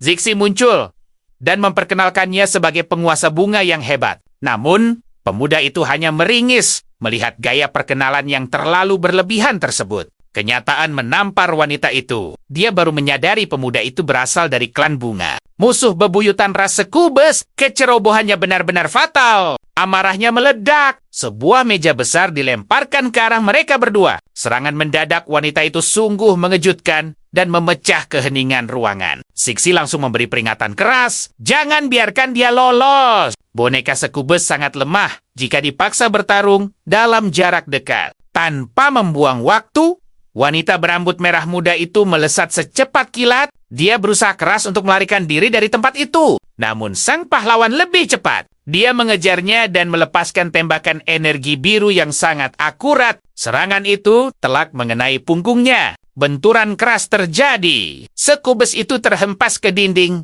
hingga roboh dengan luka parah. Cairan merah menetes dari sudut bibirnya, membuktikan betapa dahsyatnya serangan pemuda itu. Sang penjaga menganalisis keadaannya. Dia sudah tak berdaya. Satu serangan pamungkas lagi pasti akan mengakhiri perlawanannya untuk selama-lamanya. Aura kembali berkumpul. Karakter utama bersiap melancarkan serangan penutup. Ancaman Succubus ini harus segera dihentikan di sini juga. Tiba-tiba sang direktur muncul. Dia mempertanyakan mengapa pemuda itu berani menyerang seorang wanita seperti itu. Sang pemuda tersentak kaget. Untuk apa dia berada di tempat yang sangat berbahaya dan penuh dengan musuh? Ini, sang direktur yang baik hati bergegas menolong wanita yang tumbang itu. Dia berjanji akan membawanya ke rumah sakit untuk memastikan keselamatannya. Jangan mendekat, teriak karakter utama dengan panik. Wanita itu adalah monster yang sangat berbahaya. Namun, peringatan itu sudah sangat terlambat. Secepat kilat, Succubus itu mencekik leher sang direktur. Sandra telah ditangkap. Dengan senyum licik, wanita itu menjadikan gadis tersebut sebagai perisai hidup dari serangan. Sang pahlawan. Kepanikan melanda sang pemuda. Dia menawarkan kesepakatan darurat. Lepaskan direktur itu sekarang juga. Dan aku akan membiarkanmu pergi dengan selamat. Sekubus itu tertawa meremehkan ketakutannya. Dia memuji dengan nada menyindir, menyebut pemuda itu sebagai pria berhati malaikat yang selalu mempedulikan orang lain. Tanpa diduga, wanita itu melemparkan sang direktur ke arahnya. Dengan sigap, sang pemuda menangkap tubuh gadis itu agar tidak terluka. Namun saat memeluknya, bahaya baru mengintai. Dia menyadari gadis itu menggenggam pisau tajam, siap melancarkan serangan kejutan yang mematikan. Tatapannya memancarkan ketegasan luar biasa. Dia bersiap menahan serangan dari sang direktur, yang kini pikirannya telah sepenuhnya dikendalikan oleh musuh. Tangan karakter utama bergerak kilat. Dia mencengkram erat pergelangan tangan gadis itu, menghentikan ayunan pisau tajam itu tepat pada waktunya. Lewat gerakan memutar yang presisi, dia menghempaskan pisau itu. Senjata itu terlempar dan hancur berkeping-keping saat menghantam lantai. Ancaman berbahaya berhasil dinetralkan. Dengan nada kesal, pemuda itu menatap sang direktur dan bertanya tajam. Sebenarnya apa yang sedang kau lakukan, Bentagnia? Mata gadis itu menyala merah misterius. Dia menatap kosong dalam keheningan, seolah kesadarannya telah sepenuhnya diambil alih oleh kegelapan. Fiksi menjelaskan kebenarannya. Pikiran sang direktur telah dimanipulasi paksa oleh cacing boneka Sekubus yang kini mengendalikan seluruh tubuhnya. Sekubus itu mengejeknya karena melanggar janji. Hari ini, dia tidak akan bisa kabur. Dengan licik, monster itu menyuruhnya menenangkan sang teman demi mengulur waktu pertarungan. Gunting kini menempel di lehernya. Gadis yang dikendalikan itu mengancam akan melukai dirinya sendiri. Sang Sekubus tersenyum penuh kemenangan. Kemarahan memuncak di hati karakter utama. Dia baru sadar telah masuk ke dalam jebakan mematikan tanpa jalan keluar. Membawa tawanan yang berharga, Sekubus itu pun melenggang pergi dengan santai. Sang pahlawan hanya bisa mematung dalam diam. Tak berkutik. Di luar, adiknya sangat cemas menunggu. Dia bertanya dengan khawatir, apakah kakaknya sudah berhasil menemukan sang direktur? Sang adik menjelaskan kejadian aneh tadi. Direktur membantu seorang wanita muda dan masuk ke mobil bersama. Namun aura wanita itu terasa sangat ganjil. Pemuda itu mencoba menenangkan adiknya dengan senyuman. Namun di dalam hatinya, dia yakin Sekubus itulah pelakunya. Sebuah misi penyelamatan darurat harus segera dilakukan. Getaran tiba-tiba terasa di sakunya. Panggilan misterius masuk ke ponselnya. Sebuah pesan teks muncul layaknya tantangan. Datanglah ke hotel ini jika ingin nyawa gadis itu selamat. Tanpa berpikir dua kali, tekadnya bulat. Dia menyuruh adiknya segera pulang demi keamanan. Lalu melesat bagai angin menuju lokasi rahasia tersebut. Gadis muda itu mulai menaruh curiga. Firasatnya mengatakan bahwa pemuda ini pasti sedang menyembunyikan sebuah rahasia yang sangat besar darinya. Tanpa ragu, sang tokoh utama kita akhirnya tiba di Hotel Triumph. Misinya sangat jelas, yaitu menyelamatkan sang ketua OSIS yang malang. Dia melangkah tenang ke dalam lift, lalu menekan tombol lantai 21 untuk menuju ke ruangan misterius yang tepat. Zixi memperingatkannya dengan panik. Ini jelas sebuah jebakan berbahaya. Dan dia berjalan lurus menuju cengkraman sang iblis penggoda. Namun tekad pemuda itu sama sekali tak tergoyahkan. Gadis itu ditangkap karenanya. Jadi dia pasti akan menyelamatkannya. Apapun risikonya. Sambil tersenyum penuh percaya diri, pemuda ini memamerkan senjata khususnya. Dia sangat yakin bisa membawa gadis itu pulang dengan selamat. Zixi khawatir senjata itu akan gagal berfungsi. Sang pemuda berjanji memikirkan rencana cadangan jika keadaan memburuk. Setibanya di lantai tujuan, pintu lift perlahan terbuka. Dia menarik napas dalam dan bersiap menghadapi apapun di balik pintu itu. Seseorang dengan rambut diikat menatapnya dengan sangat tajam. Ekspresinya begitu dingin.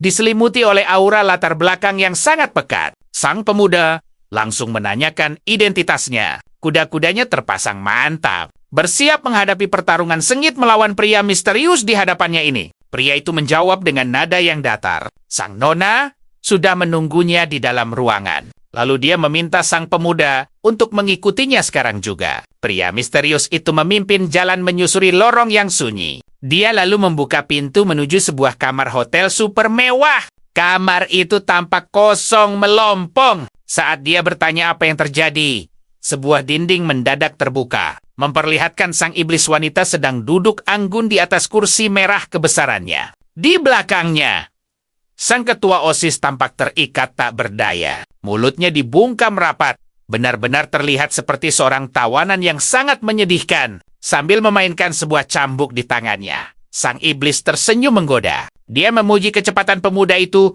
yang sepertinya sudah tak sabar untuk bersenang-senang. Api amarah berkobar di mata sang pemuda. Dia menyuruh iblis itu untuk berhenti bermain-main. Katakan saja, bagaimana cara membebaskan gadis itu sekarang juga? Wanita itu menyuruhnya melompat dari jendela jika ingin sang gadis bebas. Namun sejurus kemudian, dia tertawa dan berkata bahwa itu hanyalah candaan belaka. Jarinya lalu menunjuk ke arah pria berambut ikatan itu. Syaratnya sangat sederhana.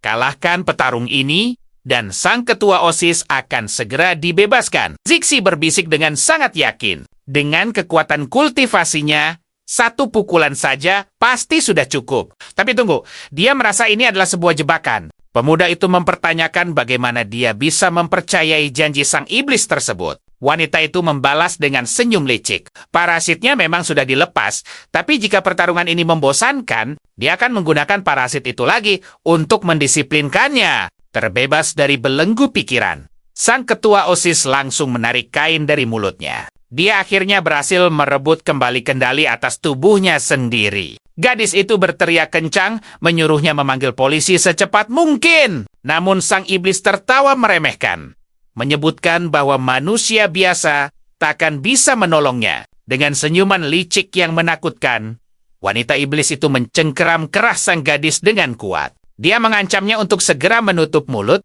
dan diam. Di saat yang sama, pria misterius itu bersiap menyerang. Kuda-kuda tempurnya terpasang sempurna, memancarkan aura petarung profesional yang sangat serius. Zixi merasa kesal karena jagoan kita diremehkan. Dia sangat yakin pemuda itu bisa menjatuhkan pria kurus kering ini tanpa perlu mengeluarkan banyak tenaga. Namun sang iblis membongkar sebuah fakta mengejutkan. Pria itu ternyata adalah mantan petinju profesional. Pertarungan ini dipastikan tidak akan berjalan dengan mudah. Pria itu melesat maju bak kilat. Tinju dahsyatnya langsung mengincar sang tokoh utama yang kini bersiaga penuh untuk membalas serangan tersebut. Pemuda itu menahan benturannya dengan kuat. Tulang manusia biasa pasti sudah remuk menerima kekuatan ini. Dengan tatapan tajam, dia melakukan serangan balik lewat tinju balasan yang tak kalah epik ke arah lawannya. Tinju itu mendarat telak di wajah sang lawan. Daya ledak dari pukulan tersebut sukses membuat pria itu terhempas jauh terbang ke arah belakang. Sang pemuda menatap tangannya dengan perasaan tak percaya. Kekuatan luar biasa ini mengejutkan. Dia nyaris tak mengenali kemampuan bertarungnya sendiri pada pria itu. Pria itu memulihkan diri. Tiba-tiba, beberapa bayangannya muncul dan langsung menyerang sang pahlawan kita secara bersamaan. Dia menyombongkan kekuatan dari sang majikan. Kini dia benar-benar tak terkalahkan. Pukulan apapun tidak akan pernah bisa menyentuh tubuh aslinya. Mata sang pemuda dan ketua OSIS terbelalak. Ngeri! Mereka sangat terkejut melihat ada seekor kecoa raksasa yang menempel kuat di dada pria tersebut. Sang iblis tertawa puas. Parasit kecoa itu memberikan refleks super pada inangnya dan menjadikannya petarung yang benar-benar tak tertandingi. Pemuda kita tersenyum mengejek. Dia menyebut pria itu sangat bodoh karena sudi melayani iblis yang telah mengubahnya menjadi monster menyedihkan seperti ini. Pria itu mengamuk brutal. Dia berseru, tak peduli melayani dewa atau iblis sekalipun. Asalkan kekuatan absolut ini tetap mengalir deras di dalam tubuhnya. Tinju dahsyat itu menghantam sang tokoh utama secara telak. Dan dia sama sekali tak memiliki waktu untuk menghindari serangan menyakitkan tersebut. Akibat benturan keras itu, tubuhnya terhempas dengan sangat hebat hingga menghancurkan dinding di belakangnya. Sang ketua OSIS dan Zixi menjerit histeris. Jantung mereka berdegup kencang saat melihat pahlawan muda kesayangan mereka terkapar terluka di lantai ruang tamu. Sambil terbatuk pelan di lantai, sang pahlawan memaksakan sebuah senyum. Dia menyebut lawannya sangat keras kepala, memaksanya untuk mengeluarkan kemampuan bertarung uniknya ini. Sang iblis wanita berteriak menyuruhnya untuk selalu waspada. Namun pria itu tersenyum dingin dan membalas bahwa pantang baginya untuk meremehkan lawan manapun. Sang tokoh utama perlahan bangkit sambil memegang sebuah pemantik api. Senyuman penuh rasa percaya diri kini perlahan mengembang di wajah tampannya. Dengan pemantik di tangannya, pemuda itu mulai menyulut api ke berbagai benda. Dia menciptakan kekacauan mendadak di dalam kamar hotel mewah tersebut. Pria itu tertawa meremehkan dan bertanya apakah membakar ruangan ini hanyalah trik terakhirnya yang konyol. Namun tiba-tiba saja, sistem alarm kebakaran berbunyi dengan sangat nyaring dan langsung menyemprotkan air deras ke seluruh penjuru kamar hotel tersebut. Pemuda itu terkekeh ringan. Dia pantang melakukan hal ilegal. Bagaimanapun juga, dia bangga menjadi seorang mahasiswa teladan yang sangat taat pada aturan. Pria itu bingung menanyakan apa tujuan sebenarnya. Sang pemuda tersenyum jenaka dan menyebutnya sangat bodoh karena belum juga menyadari trik. Brilian ini! Dengan senyuman cerah dia membalas. Dia sama sekali tidak mengandalkan api, melainkan hanya menunggu derasnya air ini untuk melancarkan serangan epiknya. Memanfaatkan genangan air di sekitarnya, pemuda itu membangkitkan kekuatannya. Energi biru yang mempesona dan sangat kuat meluap dari tubuhnya. Dengan satu sentuhan mantap ke lantai, ia membekukan seluruh air di ruangan itu, menjebak langkah lawannya sepenuhnya. Pria itu meremehkan, bertanya apakah trik murahan itu bisa mengalahkannya. Namun, sang karakter utama hanya tersenyum dengan penuh percaya diri. Dengan santai, ia menjelaskan sebuah fakta unik.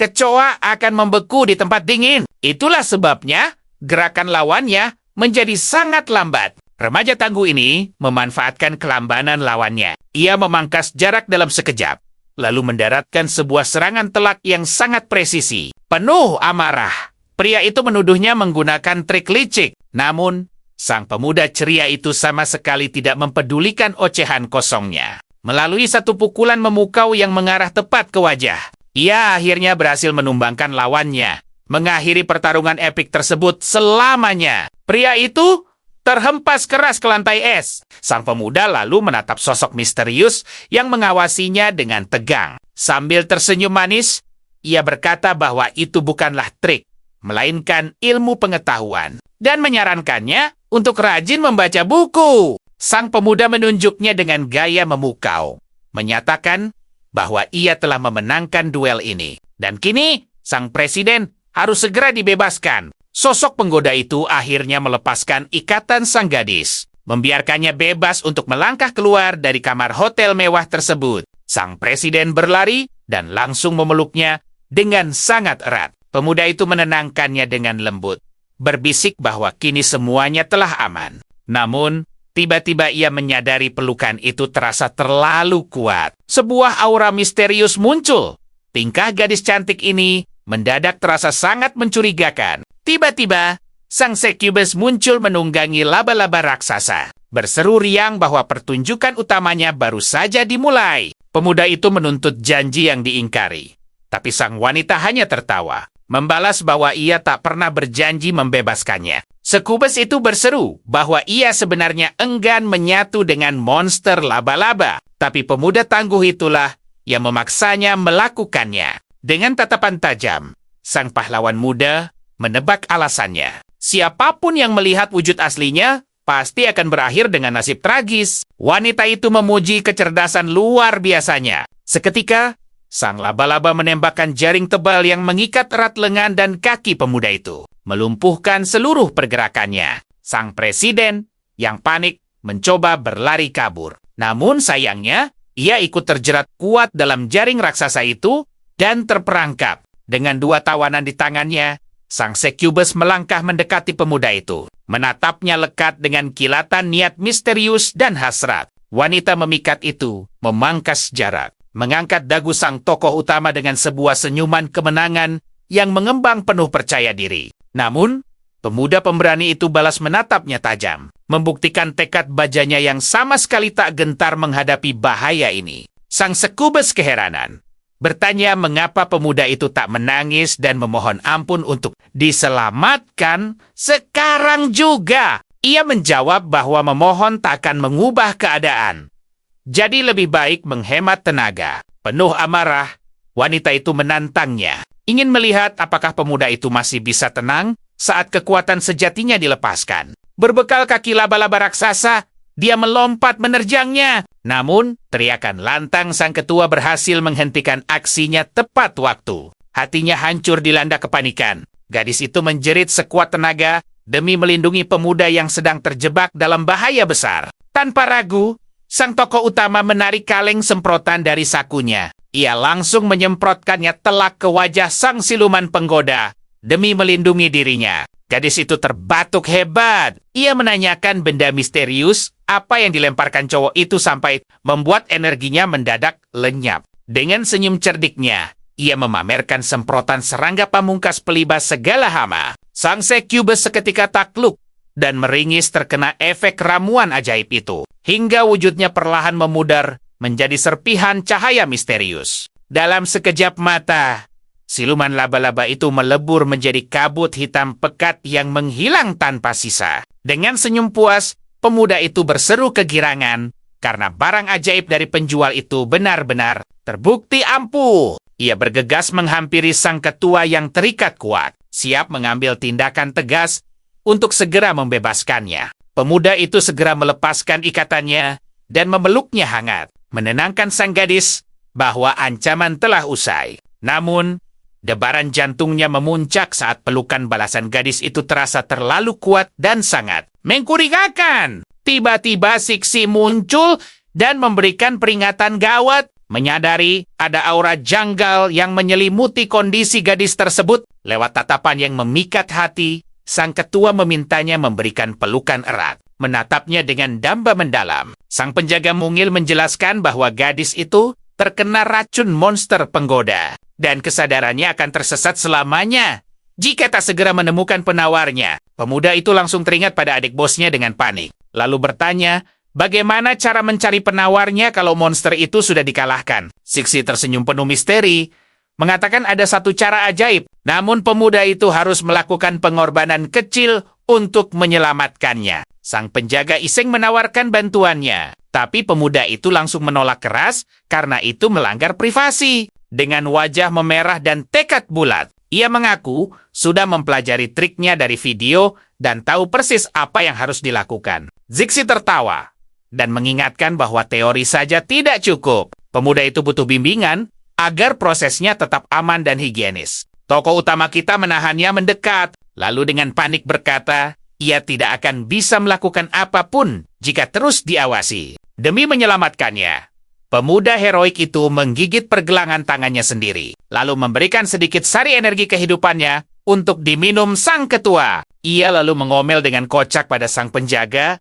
karena penjelasannya ambigu. Sementara peri kecil itu malah bingung melihat kesalahpahamannya. Peri itu menjelaskan bahwa fokus utamanya hanyalah merawat luka sang pemuda untuk menjaga kesehatannya. Pemuda itu bertanya apakah sang ketua akan baik-baik saja. Zixi tersenyum manis, menjelaskan bahwa energi kehidupan murninya akan membuat gadis itu kebal terhadap segala racun. Tokoh utama kita yang penasaran bertanya soal efek sampingnya. Dan sang penjaga membalas ceria bahwa energi kehidupannya adalah tonik pemulih paling luar biasa di dunia. Namun ia membisikkan rahasia manis.